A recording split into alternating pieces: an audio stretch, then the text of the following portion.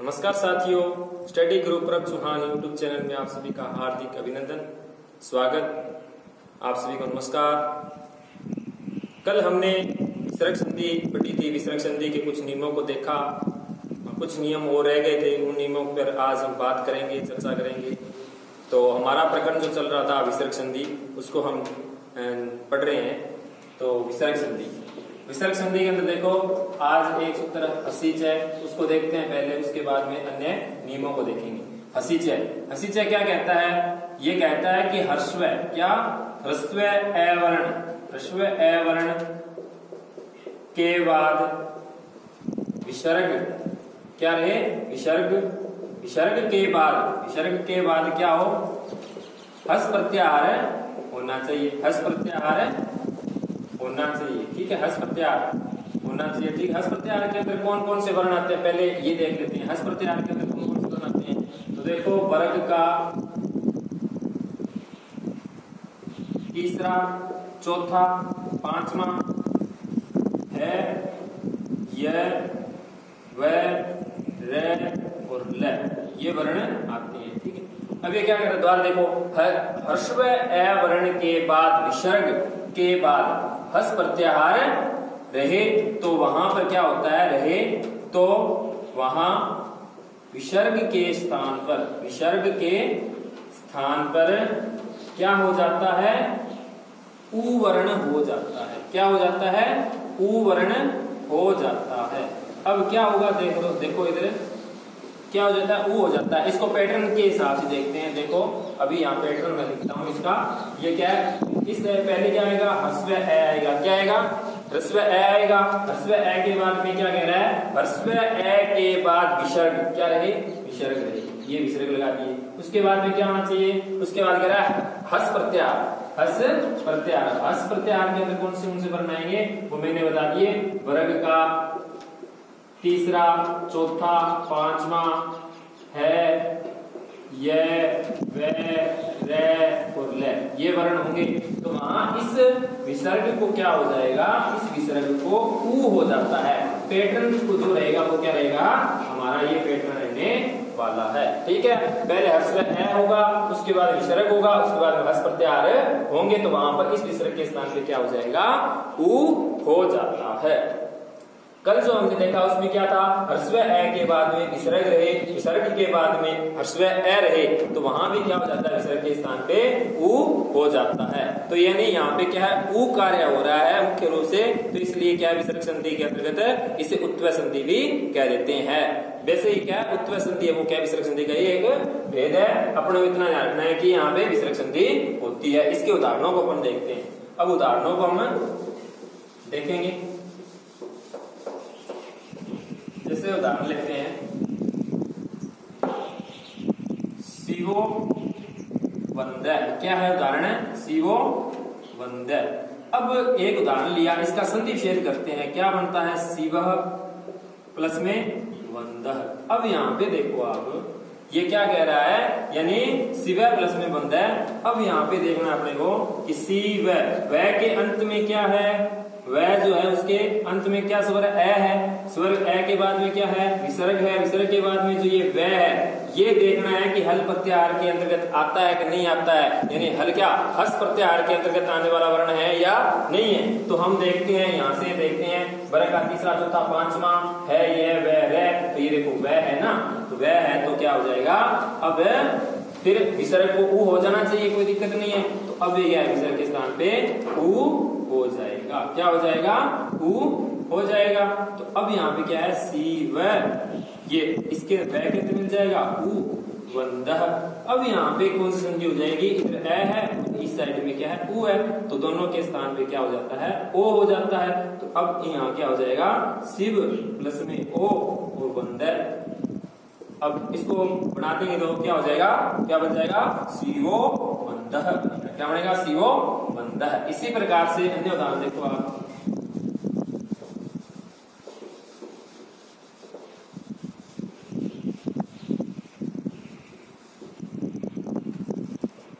यशोदा। क्या लिया मैंने? एक उदाहरण लिया, यशोदा।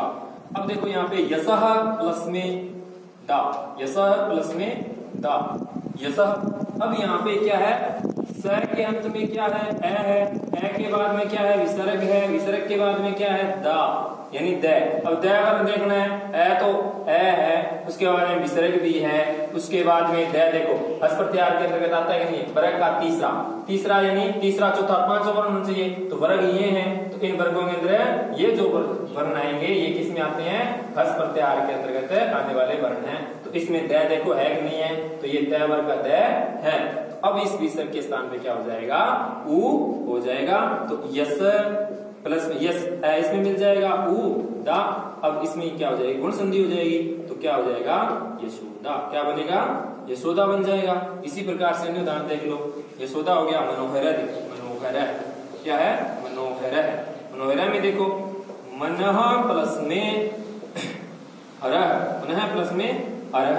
अब यहाँ पे क्या है, हम यहाँ विसर्ग के स्थान पे ऊ कर रहे हैं, लेकिन पहले क्या होता है, जो हमने पहले इससे पहले उदाहरण देखा था, वहां पे क्या है, विसर्ग के स्थान पे पहले रे होता है, रे को ऊ होता है। यानी विसर्ग के स्थान पे हम कोई ना कोई कार्य कर रहे हैं, इसलिए कौन सी संधि होती है, विसर्ग संधि होती है। यानी यहाँ पे जो विसर्ग होगा, विसर्ग के स्थान पे रे होगा, रे के स्थान पे ऊ होगा, इतना ध्यान रखना आप। आगे देखो मनः प्लस में हरः, मनः प्लस में हरः। अब यहाँ पे क्या है, मनः प्लस में हरः, न के अंत में क्या है, ए है, और उसके बाद में विसर्ग है, उसके बाद में है विसर्ग है। तो अब यहाँ पे क्या है देखो, है ना, ये रहा है, तो हस प्रत्याहार के अंतर्गत आने वाला वर्ण है। तो अब यहाँ विसर्ग के स्थान पे क्या हो जाएगा, ऊ हो जाएगा। मनः, मनः के बाद में क्या है, ये जो ए है वो न में मिल जाएगा, मनः प्लस में हरः, और यहाँ पे क्या है, ए है, इधर ऊ है, तो दोनों को स्थान पे क्या हो जाएगा, ओ गुण हो जाएगा, मनोहर बनेगा। इसी प्रकार से अन्य उदाहरण देखो,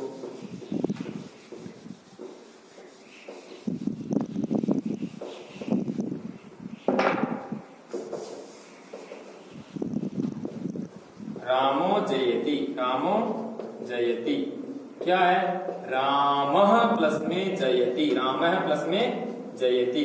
तो अब यहाँ पे क्या है, रामः प्लस में जयति। तो अब यहाँ पे देखना क्या है, राम मैं के अंत में क्या है, ए के बाद विसर्ग है, फिर जय है। जय देखो हस प्रत्याहार के अंतर्गत आता है कि नहीं है, यानी वर्ग का तीसरा अक्षर ये रहा, तो ये क्या है, हस प्रत्याहार के अंतर्गत आते हैं, तो इस विसर्ग के स्थान पे क्या हो जाएगा, ऊ हो जाएगा। तो राम इसमें मिल जाएगा ऊ, जयति जयति। अब ए वो क्या हो जाएगा, ओ हो जाएगा, ए और ऊ को रामो प्लस में जयति। इसी प्रकार से आप बना सकते हो, रामो जयति हो गया, क्षीणो भवति हो जाएगा, क्षीणो भवति, क्षीण होता है, क्षीणो भवति, ठीक है। क्षीण है प्लस में क्या हो जाएगा, क्षीण है प्लस में भवति। यहाँ भी क्या है, यानी क्या है, ए के बाद विसर्ग है, विसर्ग के बाद में क्या है, भय। भय देखो क्या है, चौथा वर्ण है वर्ग का, पै वर्ग का चौथा वर्ण है, तो क्या हो जाएगा, विसर्ग के स्थान पे ऊ हो जाएगा, ऊ होने के बाद गुण हो जाएगा, क्षीणो भवति बनेगा। इसी प्रकार से आप बना सकते हो, नमो नमः, क्या है, नमो नमः, नमो नमः। अब इसका संधि विच्छेद क्या होगा, नमः प्लस में नमः। अब यहाँ पे देखो आप, विसर्ग है,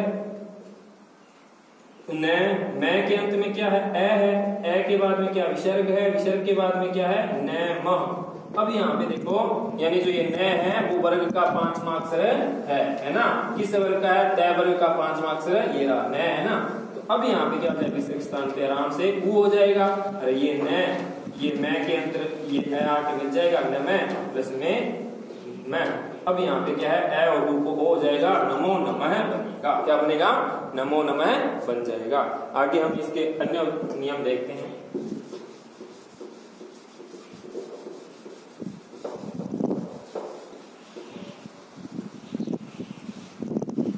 अन्य नियम देखो, ये क्या, एक आगे नियम मिलता है, क्या मिलता है, ईच, ईच प्रत्याहार। अब ईच प्रत्याहार के अंदर देखो कौन कौन से वर्ण आते हैं, ई, उ, री, लृ, ए, ओ, आई, औ, ठीक है। ये वर्ण किसमें आते हैं, ईच प्रत्याहार के अंतर्गत आते हैं। अब क्या है, ये वर्ण के बाद में क्या रहे, विसर्ग जो है, क्या है, विसर्ग है ना, विसर्ग जो है, विसर्ग के बाद में क्या होना चाहिए, के बाद में अस प्रत्याहार होना चाहिए। क्या होना चाहिए, अस प्रत्याहार होना चाहिए। तो अस प्रत्याहार में कौन कौन से आते हैं, तो अस प्रत्याहार में देखो सारे के सारे स्वर आएंगे। क्या आएंगे, स्वर आएंगे। स्वर के बाद में क्या आएगा, स्वर के बाद में वर्ग का वही तीसरा, चौथा और पांचवा वर्ण। उसके बाद में है आ जाएगा, यह आ जाएगा, वह आ जाएगा, रे आ जाएगा, ल आ जाएगा। ठीक है, ये सारे क्या आते हैं, हस प्रत्याहार के अंतर्गत आने वाले वर्ण हैं। तो अब यहाँ पे इसको दोबारा समझते हैं। ये क्या कहता है, यानी ये कहता है ईच रहे, ईच के बाद में विसर्ग आए। क्या है, विसर्ग आए। विसर्ग के बाद में क्या है, हस प्रत्याहार के अंतर्गत आने वाला वर्ण रहे। ये पैटर्न बन रहा है। अब आगे देखो यहाँ पे क्या हो जाएगा, ईच। अब यहाँ पे देखो विसर्ग के स्थान पे हम क्या करेंगे, विसर्ग के स्थान पे रे आदेश होता है। विसर्ग के स्थान पे क्या होता है, रे होता है। यानी विसर्ग के बाद में हस प्रत्याहार रहे रहे तो वहां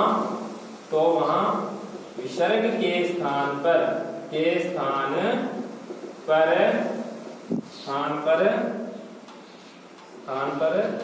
क्या हो जाएगा, रे वर्ण हो जाता है। रे वर्ण हो जाता है। इसको हमने पैटर्न के हिसाब से समझ लिया। ये क्या कहता है पैटर्न, पैटर्न कहता है ईच प्रत्याहार यानी ई उ री री ए ओ ऐ औ वर्ण के बाद क्या होना चाहिए, विसर्ग होना चाहिए। विसर्ग के बाद में अस प्रत्याहार होना चाहिए। ठीक है, तो उसके बाद में इस विसर्ग को क्या हो जाएगा, ये रहे अस प्रत्याहार रहे तो वहां विसर्ग के स्थान पे यानी इस विसर्ग के स्थान पे क्या हो जाए, रे वर्ण हो जाए। इसके उदाहरणों को देखो। जैसे उदाहरण लिया हमने रामो है वदत, रामो है वदत। रामो है वदत, देखो इसमें क्या कहता है। जैसे इसका उदाहरण देखते हैं ईच प्रत्याहार का, मुनि रीति, मुनि रीति। अब इसमें देखो क्या कहता है ये मुनि रीति कहता है, इसका संक्षेप करेंगे क्या बनेगा, मुनि प्लस में क्या बनेगा, रति ही बनेगा। मुनि प्लस में क्या बनेगा, रति ही बनेगा। तो अब यहाँ पे क्या है, मुनि ही प्लस में रति ही संक्षेप हो जाएगा। अब ये क्या कह रहा है कि ईच प्रत्याहार, अब ई आ रहा है ना मुनि, नए के अंत में क्या है, देखो इधर ई है ना, ई के बाद में क्या कह रहा है, विसर्ग होना चाहिए। ये रहा विसर्ग है ना, ये देखो विसर्ग जो है उसके बाद में प्लस का निशान, ये रे आया, रति, ये है रति नहीं इति। मुनि प्लस में इति होगा, मुनि प्लस में क्या है, इति। अब उसके बाद में क्या है, हस प्रत्याहार होना चाहिए। हस प्रत्याहार के अंतर्गत मैंने क्या कह दिया, सारे के सारे स्वर आते हैं। तो स्वर ई क्या है, स्वर है कि नहीं है ना। तो अब इस क्या हो जाएगा, इस विसर्ग के स्थान पे रे कर देंगे। क्या कर देंगे, रे कर देंगे। हमने देखो द्वारा देखो इसको मुनि रीति था, उसका हमने संक्षेप किया मुनि प्लस में इति। फिर उसके बाद में हमने क्या कर दिया, नए के अंत में क्या है, ई है, ई के बाद में विसर्ग है, विसर्ग के बाद में ई यानी हस प्रत्याहार के अंतर्गत आने वाला वर्ण है। तो हम विसर्ग के स्थान पे क्या कर देंगे, रे कर देंगे। तो मुनि अब रे है, रे के अंदर ई मिल जाएगा तो क्या हो जाएगा, जैसे यहां मिला दो मुनि रीति बन जाएगा। क्या बन जाएगा, मुनि रीति आपका ये रूप बन जाएगा। इसी प्रकार से अन्य रूप देखो, इसके अन्य रूप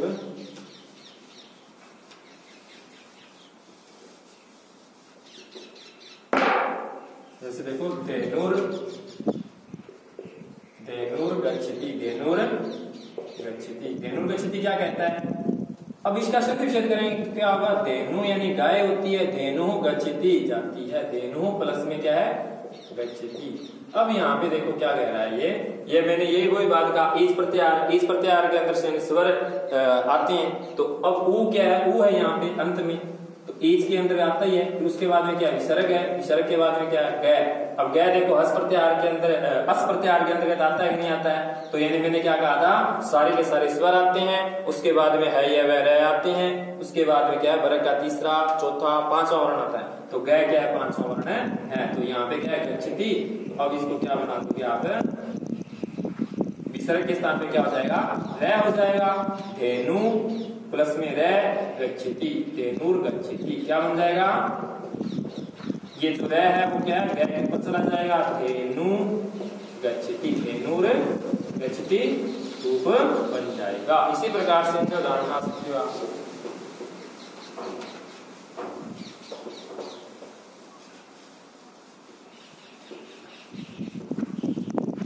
जैसे भानु रसौ, भानु रसौ।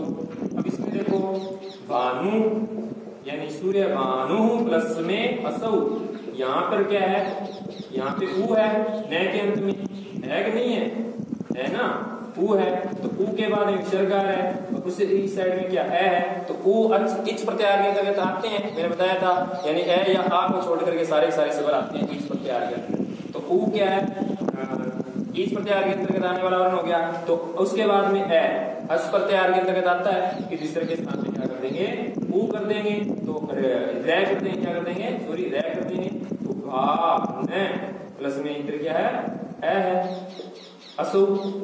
अब यहाँ पे क्या हो जाएगा, अब इसको आप मिलाओगे तो जैसे भा न ऊ, इसमें ऊ मिल गया, वापिस विसर्ग के स्थान पे रै करने हैं अपने, तो भानु रै, ये ए इसमें मिल जाएगा, रै पूरा हो जाएगा, असो भानु रसो बनेगा। क्या बनेगा, भानु रसो बनेगा। ठीक है, आगे देखो आप अगला नियम,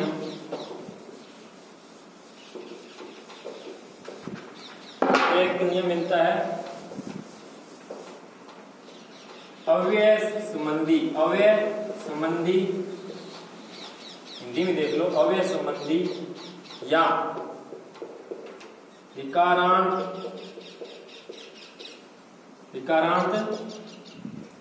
संबोधन संबंधी, संबोधन संबंधित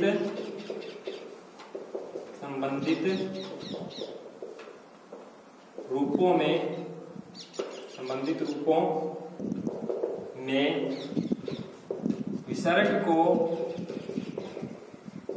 को रै हो जाता है, रै हो जाता है। क्या हो जाता है, रै हो जाता है, ध्यान रखना रै हो जाएगा। तो अब यहाँ पर देखो, जैसे उसके बाद कहाँ होगा, बाद में क्या होना चाहिए, बाद में अस प्रत्याहार होना चाहिए, बाद में क्या होना चाहिए, अस प्रत्याहार होना चाहिए। तो यहाँ देखो होना अस प्रत्याहार बाद में हो, यानी अस प्रत्याहार बाद में हो, लिख लो बाद में हो। अब यहाँ पे देखो आप, जैसे मैंने उदाहरण लिया अव्यय संबंधी, देखते हैं पहले। अब एक उदाहरण लिया पुनः प्लस में अत्र, पुनः प्लस में अत्र, एक उदाहरण है। यहाँ पे देखो क्या है, आप कह दोगे ए के बाद में विसर्ग है और इस साइड में ए है, तो यहाँ पे तो भाई क्या है, आपने बताया था कि विसर्ग के स्थान पे ऊ होना चाहिए, लेकिन नहीं, यहाँ पे ये जो पुनः जो शब्द ये जो है, ये क्या है, अव्यय है, ये क्या है, अव्यय है। तो अव्यय है तो इस कारण क्या है, अव्यय के स्पेशल इसने नियम बता दिया कि वहां पर क्या है, विसर्ग के स्थान पे केवल रै ही होगा। तो पुनः रै, और यहाँ क्या है आगे अत्र है, तो अब यहाँ पे क्या हो जाएगा, पुनः, और रै के अंदर ये ए मिल जाएगा, रै पूरा हो जाएगा, त्रय पुनरत्र, क्या बन जाएगा, पुनरत्र बनेगा। क्या बनेगा, पुनरत्र रूप आपका बन जाएगा। इसी प्रकार से मैं वो बना सकते हो, जैसे मैंने ले लिया प्रातः गच्छति, प्रातः गच्छति, एक हमने संधि विच्छेद लिया, प्रातः गच्छति, हमने एक संधि विच्छेद दिया, प्रातः गच्छति। अब इसमें देखो, इसमें क्या कह रहा है, वही प्रातः, अब इसमें क्या है, प्रातः है, जो इसमें क्या अव्यय है, प्रातः क्या है, प्रातः अव्यय है। तो अब यहाँ पे क्या हो जाएगा, इस विसर्ग के स्थान पे यानी रै हो जाएगा। आगे गै भी क्या है, अस प्रत्याहार के अंदर आता है, तो यानी क्या हो जाएगा, विसर्ग के स्थान पे रै हो जाएगा, तो क्या हो जाएगा, प्रातर गच्छति, प्रातर गच्छति बनेगा। इसी प्रकार से ये तो हो गए अव्यय संबंधी। ठीक है, अब आगे दो उदाहरण देखते हैं, वो ऋकारांत संबोधन संबंधित रूप है। देखो कौन से, जैसे अब एक उदाहरण लिया हमने, पितः प्लस में वंदे, पितः प्लस में वंदे, पितः प्लस में वंदे। अब यहाँ पे क्या है, पितः प्लस में वंदे, हमने एक संधि विच्छेद लिया। अब यहाँ पे जो पितः बना है ना, ये क्या है, यानी यहाँ पे पितृ शब्द है। क्या इसमें ध्यान थोड़ा बता देता हूँ, क्या है, पितृ शब्द है। तो अब पितृ शब्द है तो मैंने क्या कहा, रिकारांत, रिकारांत यानी री लगाए ना तय के अंदर, तो रिकारांत रूप हो गया। रिकारांत संबोधन संबंधी, अब रिकारांत शब्द है, क्या रिकारांत शब्द है, उसका संबोधन यानी रिकारांत शब्द का संबोधन संबंधित रूप। अब संबोधन का ये पिता है ना, ये क्या है, पितृ शब्द के संबोधन के एक वचन में पिता बनता है, क्या बनता है, पिता रूप बनता है। तो अब यहाँ पे क्या है, यानी ये कंडीशन लग रही है, तो पितर, और यहाँ पे इस विसर्ग को स्थान पे क्या हो जाएगा, रह हो जाएगा, इधर क्या है वंदे, तो मिला दोगे तो क्या बन जाएगा, पितर, और वह के ऊपर ये रह चला जाएगा, वंदे, पितर वंदे, क्या बन जाएगा, पितर वंदे बन जाएगा। इसी प्रकार से आप बना सकते हो मात्र, माता है प्लस में वंदे, माता है प्लस में वंदे। इसी प्रकार से आप यहाँ भी क्या कर दोगे, विसर्ग के स्थान पे रह कर दोगे, और यहाँ क्या है, वंदे है, आगे क्या है, मात्र, ये रह जो वह के ऊपर चला जाएगा, मात्र वंदे, क्या बन जाएगा, मात्र वंदे। आज हमने विसर्ग संधि के कुछ नियमों को देखा, कल भी हमारे कुछ विसर्ग संधि के नियम रह गए हैं, तो हम उन पे भी कल चर्चा करेंगे। तो कल इसी चैनल पर आपसे दोबारा रूबरू होंगे। हंसते रहिए, मुस्कुराते रहिए, लॉकडाउन के नियमों का पालन कीजिए, घर पर रहें, सुरक्षित रहें, नारी का सम्मान कीजिए, बड़ों का आदर कीजिए। जय हिंद।